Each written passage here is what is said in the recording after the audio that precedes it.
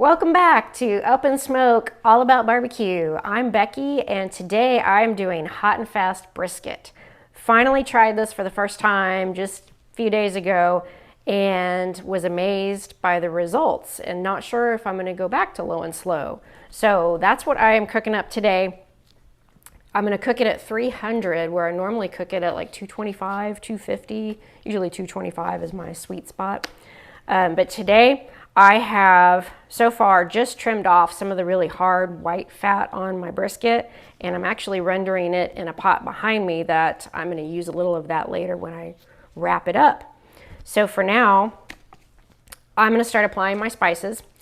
Yes, I like mustard on brisket. I tried it first, started out with it, and some people use it just to hold their spices on.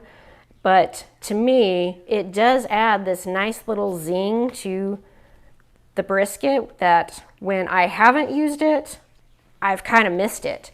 So I'm going to go ahead and use it. I just use a very light covering though, so it's not an overpowering flavor. You don't get this overpowering mustard sandwich taste, but just a little bit all over. This is the back side where I just tried to trim off, like I said, the white fat off the back too, and then a little bit of, there's that silvery kind of membrane that sometimes is on the back side. Got that off. See, I'm just using very light covering here. And then I'm gonna come get some of my spices. This is just a mixture. I've got equal parts salt to equal parts pepper. So for a 10-pound brisket, it ends up being about 10 tablespoons. So a half tablespoon of each salt and pepper per pound of brisket. And then I've added in a couple of tablespoons, about 4 to 5 tablespoons of some light brown sugar. And then just 2 to 3 teaspoons of some garlic powder. I don't want it to be super garlicky. And I'm gonna get this all coated on here and kind of pat my seasonings down a little bit into my light mustard coat. And we'll get a little bit on this one side. We've got that little bit over here that needs some.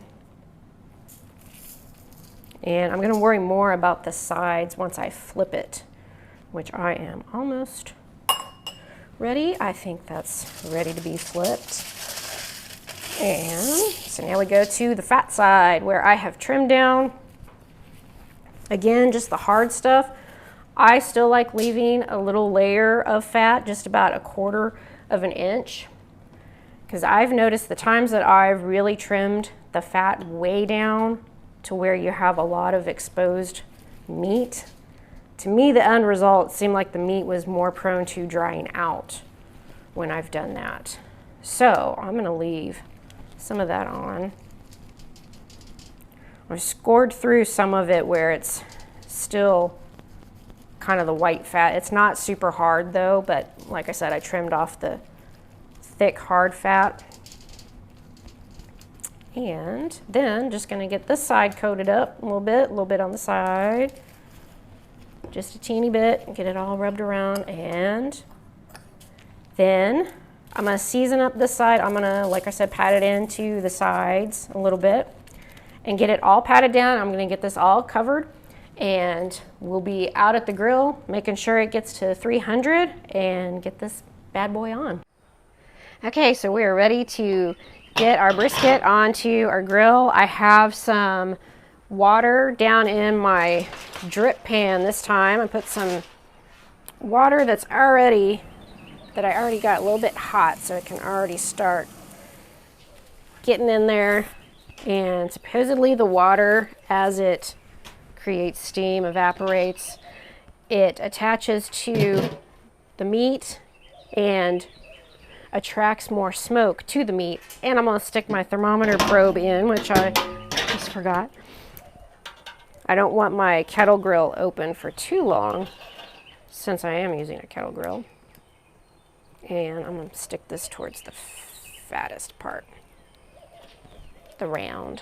Okay, so then in probably about a couple hours, I'm going to wrap this up in some butcher paper. Okay, so we are going to wrap our brisket, and we've got some nice bark forming on here. Pull my temperature probe out. This has been on for about 3 hours now. Woo! Move it over here to my table. I'm actually going to do it this way. Woo!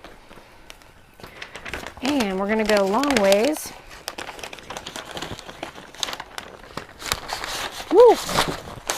There we go. Move our, thank you. Oh, some of my bark is falling off. All right. And just a couple of times this way. This way. Whoops.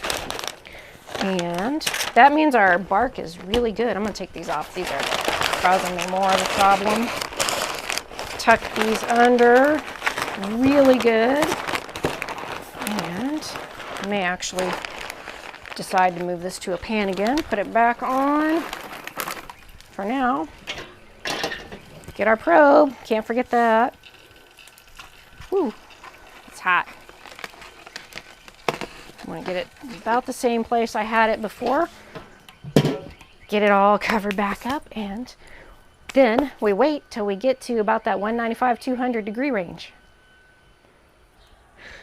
Okay, we're ready to check it again. I've been checking it since it hit about that 195 mark, and ooh, feels nice and tender.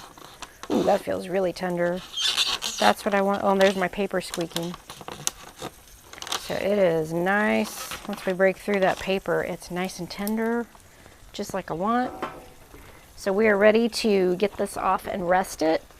Today, I'm just going to put it into my oven because my oven is cold. I'm not baking anything else. If you have something else going in your oven, you can always just wrap it in a towel and put it into an ice chest. Of course, an ice chest that's not being used as an ice chest at the moment, just for some insulation.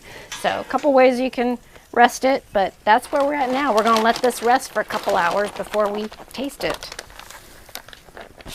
So we're ready to get this out of this paper, and I am just going to cut straight on into it and pull it out. And sometimes it doesn't want to cut. But that's okay, we'll just rip the rest of the way. And get our yummy hot and fast brisket out of here. It looks nice and juicy. And I'm just gonna pick it up. Ooh, still hot, still hot, still hot. All right. And my favorite taster is going to come over. Yeah. He's dying to taste some of this. All right. I think. Are you? Yeah. Are you kidding me? I've been waiting Looking all forward day. to this. Holy cow.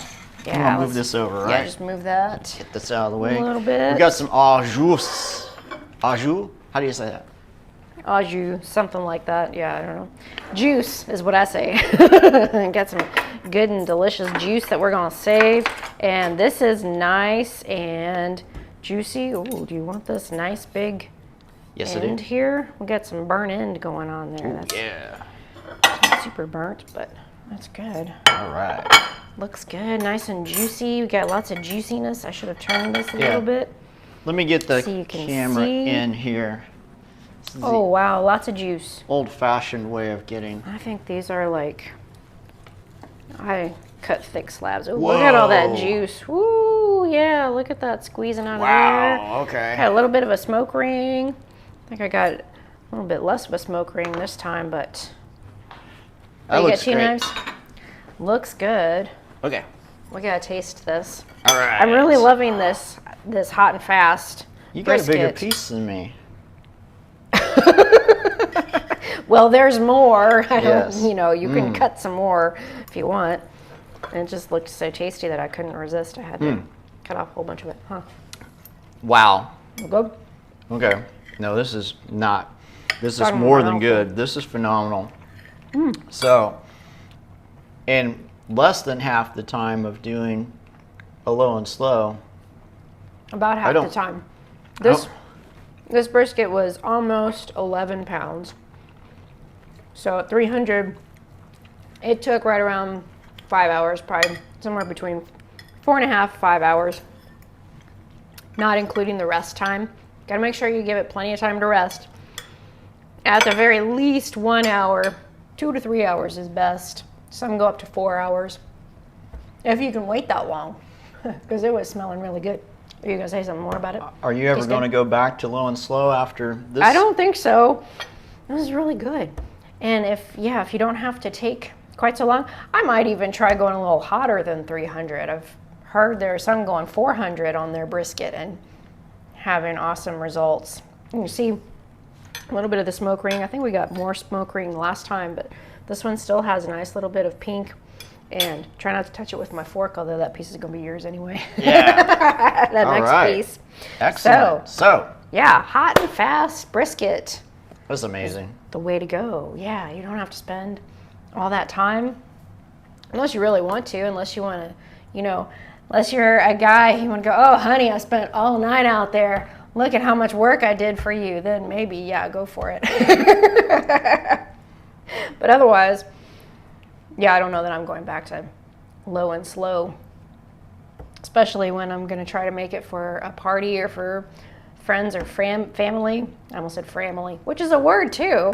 Family. Yes, that's right. Your family, you get to choose. That's your friends. Yes.